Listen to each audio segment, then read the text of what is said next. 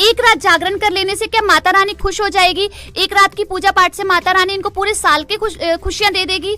हाँ जी, ऐसा बिल्कुल भी संभव नहीं है। ये लोग सिर्फ 9 दिन तो माता की पूजा करते हैं और बाद में अपना जो भी इन्होंने कर्मकांड करना है वो करते हैं, अपनी लाइफ का एंजॉय करते हैं। और इन्होंने ये कहा कि जागरण में ये नाचते गाते हैं। पहली बात तो आपको मैं बता दूं, एक वाणी है, नाचे गाए किन्हू न मिलिया जिन मिलिया तिन रोए, नाचे गाए हरि मिले तो कौन दुहागन होए। अगर नाचने गाने से ही भगवान मिलता तो आज तो सबको भगवान की प्राप्ति हो चुकी होती। अगर आपके ऐसे पाखंड करने से ही माता खुश होती है तो फिर ऐसा कहीं भी प्रमाण नहीं है, क्योंकि माता जी ने खुद स्पष्ट कर दिया और इसका प्रमाण हम आपको पहले भी बता चुके हैं। और साथ ही सूक्ष्म वेद की भी एक वाणी है, जैसे कि आपने जागरण की बात की तो सूक्ष्म वेद की एक वाणी है, दुर्गा ध्यान पड़े तिस बगड़म ता संगति डूबे सब नगरम। अर्थात ये जो भी आपकी साधना है ना वो सब व्यर्थ है, कहीं भी इस चीज का उल्लेख नहीं है। अगर आप हमें इस चीज का उल्लेख दे दो तो हम आपकी बात मान ले।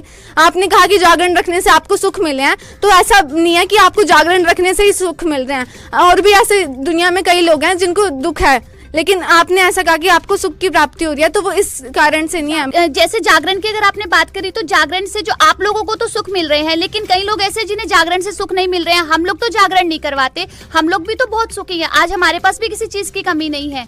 हम पहले दुखी थे, हम आपको बता दें, हम भी पहले यही सब साधनाएं करते थे, हम भी जागरण करवाते थे, माता जी की पूजा अर्चना करते थे जैसे आप लोग करते आ रहे हैं। लेकिन अब हमें ज्ञान हुआ है, संत रामपाल जी महाराज जी ने हमारी आंखें खोली, हमारे शास्त्रों से खोल के दिखाया कि ये साधना व्यर्थ है।